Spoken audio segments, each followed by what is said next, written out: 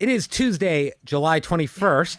I'm here with the lovely, the talented, the starry Yes. Alyssa Farah Griffin. Hello, Brian. Happy Tuesday. Happy Tuesday. That is very like 80s The whole Benetton vibe kind of is, thing. yeah. I don't know. I feel like I should be like doing what's the MC Hammer dance or Oh, something. yeah. If you'd like, feel free.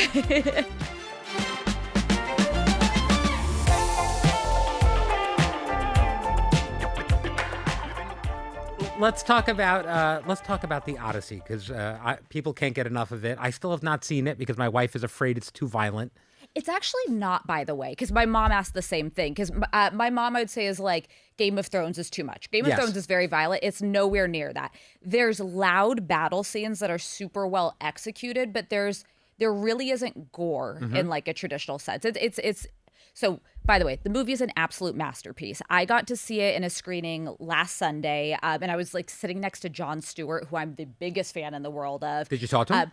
No, I wanted to be cool. Oh, no. And like Seth Meyers was in there, who was lovely. Right. But it's one of the finest movies I've ever seen, start to finish, an absolute masterpiece. I'm struggling to think if there's another movie I've loved more than it. That's amazing. I'm dying to see it. I really want to see it on IMAX. So Yeah, you will love it, and I guarantee Heather will love it as well. I think so too.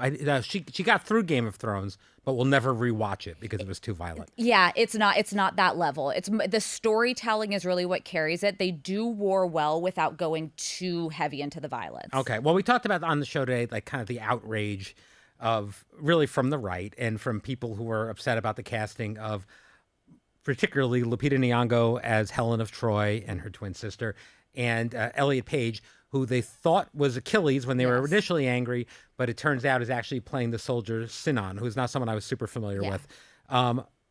What do you think the root of this outrage is? Okay, I am absolutely obsessed with this outrage because remember, we did this on the show maybe a month ago, and Yes. I actually said, I was like, Brian, no one cares about this. Your algorithm is weird. Like, Everyone was saying what are that. you? I was like, yeah, we all were telling you this is a non-hap. This is the biggest outrage on the right. Like, my Twitter, my X Victory. feed is literally just right-wingers losing their dang minds. Matt Walsh, who I don't even like to cite, I mean, he wrote a treatise longer than the Odyssey read it about how today. bad the Odyssey is, and I was like, touch grass and just don't see the movie. But here's what's amazing. Elliot Page was not Achilles. Achilles really doesn't appear in the Odyssey. Achilles is in the Iliad, so Yes. you're confusing your Homer there. But the role that he plays, it's very brief, but it's kind of excellently cast. He's this younger man who doesn't come from privilege, and I don't want to give anything away, but perfectly, in no way in any way affects the film, and it's an excellent performance. But Lupita Nyong'o, this is an Oscar-nominated actress who is stunning, and who, by the way, the few scenes she has are like chef's kiss amazing. I also kind of love, like, nobody's like, well, the goddess Athena isn't black. Like, I'm sorry, no one can argue if we don't know what goddesses look like, but I would guess they look like Zendaya. Let's just There's a good chance. That's the one Yeah. thing we can all kind of agree on. But the outrage is so funny, and but it's also, to be honest, it's also a little bit serious in the sense that it seems to all come back to race and identity. It's really the idea of the most beautiful woman in the world The being face black. that launched 1,000 ships. Yeah, Elon apparently and others like have such a problem with that, and I'm like, you're losing the forest through the trees as a conservative on this. This is a film that shares some of like the greatest Western values and traditions, and there's the reason it's considered one of the greatest stories ever told. Devotion to family, fighting to get back after anything, having regret and remorse for things that you took part in that tore down institutions. Like, there are so many lessons and layers in it, and it's like, it really is a love letter to family, devotion to your wife after all of these years. And I'm like, you're not going to take the win and be like, this is actually a great movie that we can all celebrate and celebrate the artistry of it. Instead, you're going to make it about this stunningly beautiful Oscar-nominated actress can't possibly be Helen of Troy. I mean, the idea that like the whole argument is on the idea that she is not beautiful when she is by any measure gorgeous. And again, I've met her because she's been on the show several times. In person, she's even more stunning. But, I know I had to explain the drama to my husband because he's not really on X, so he doesn't follow these like culture war things. And I was like, I'm going to show you this woman. And he's like, smoking hot, beautiful, babe. Like, I was like, Yeah. exactly. Like, normal people who don't live to be outraged do not see it that way. And that's the fun reminder that like Twitter is not real Right. life, and there's so many rage baiters who profit off of this outrage. Hmm. But my favorite was people being like, "Oh, this movie's gonna bomb because it's woke," and I'm like, "This is going to be it's already an absolute blockbuster. It's Yes. going to win so many awards, and it's being universally praised as like a Well, the masterpiece." go woke, go broke Yeah. movement is definitely taking a hit It's on this taken a one. hit. They really stuck their necks out far on this one. Yeah, yeah. Not since Bud Light, I think. Yeah, exactly. Have they gone this far? And Also, I loved that people were like losing their mind over like, well, these people should all be like Greek. And it's like, it takes place in the Mediterranean. You think there weren't other races like in other faces that you would see on these ships? Like, it's just, and again, it's a fictional story. You can do things however you would like to do it. speaking of fictional stories, are you watching House of the Dragon since we're talking Yes. Game of Thrones? Are Yes. you loving it? I'm kind of loving it for the first time. I know. This season, I think, Yeah. is the best so far. The first episode was some of the best Game of Thrones in years. It feels like classic Game of Thrones now. We need to book somebody from it. Honestly, Agreed. Ormond Hightower is such a babe. Yeah, and people love Ormond Hightower, although I've read the book, so I don't get to it. I know. Yeah. I know where this is going, but the character is excellent too. And then there's rumors next season we may have Arya Stark on at some point, so that would be exciting. Amazing. Yes. Nothing But yes, confirmed. I think House of Dragon has been so good this season. Yeah, I'm loving it. Not as good as Dunk and Egg and the Night of the Seven No, Kingdoms, but, one of the finest shows ever made. but really good.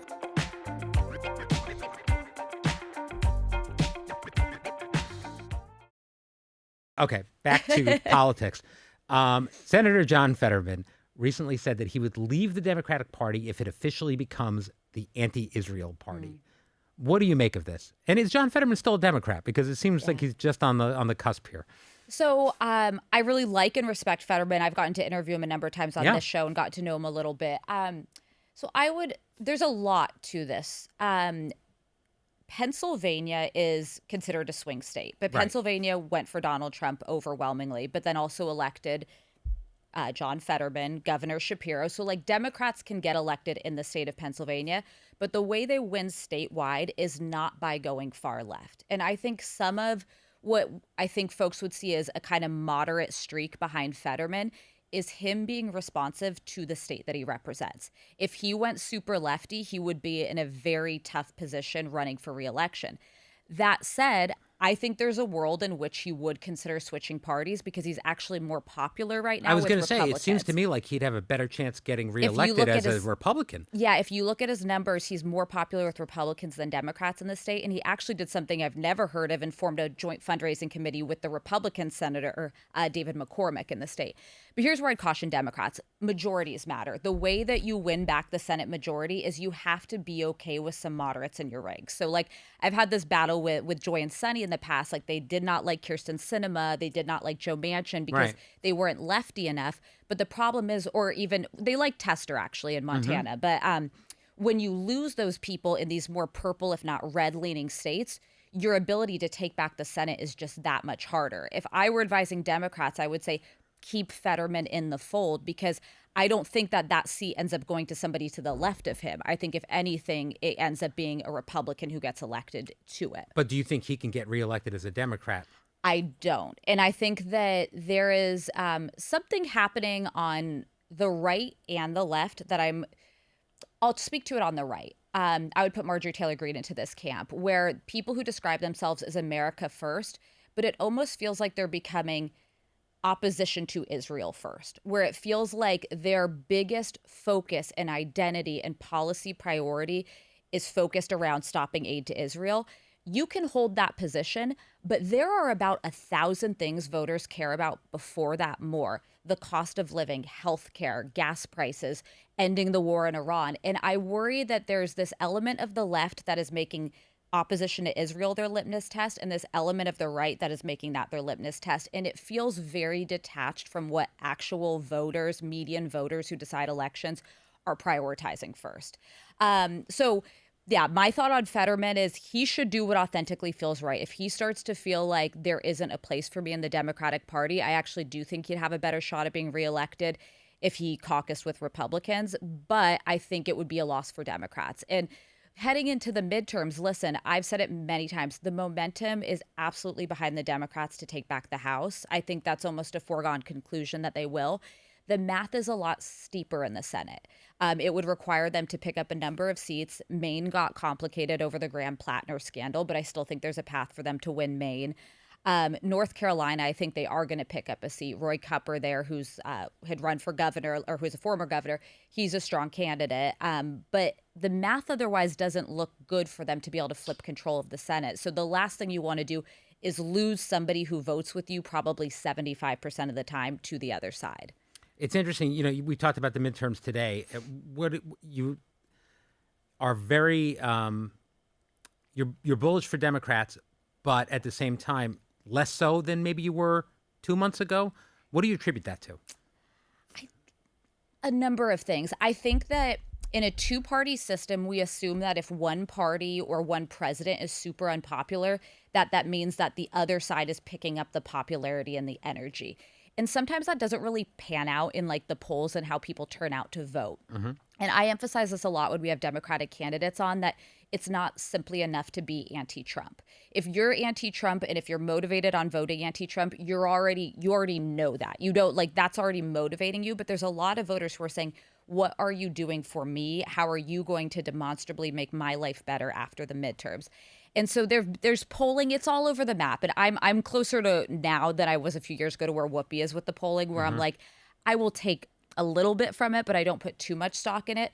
But it does show that the generic ballot for Democrats is tightening. So I'd say about 4 or 5 months ago, Democrats had a 14-point advantage. They were way, way ahead of Republicans on the average ballot, meaning they were likely to pick up dozens and dozens of seats in the House.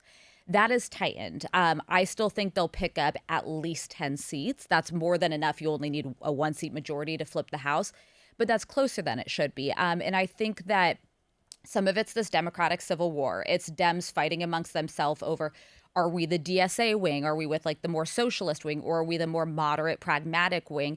And then I think there is a frustration with the leadership. I think people look at someone like Chuck Schumer and they're like, he's playing by a dated, playbook from 20 years ago. And it feels like Democrats aren't fighting and advocating for what we're for. All that to say, I think that Democrats have to go in with a message that's more than just resist Trump. It's here's what we are going to do to fight for you that Republicans aren't doing. So the more they can talk about that, the more it's going to help them. I do think Republicans are going to maintain control of the Senate, which takes things like impeachment definitely off the table. Like that just wouldn't simply have the votes. Even if Democrats took the Senate, you still need a supermajority.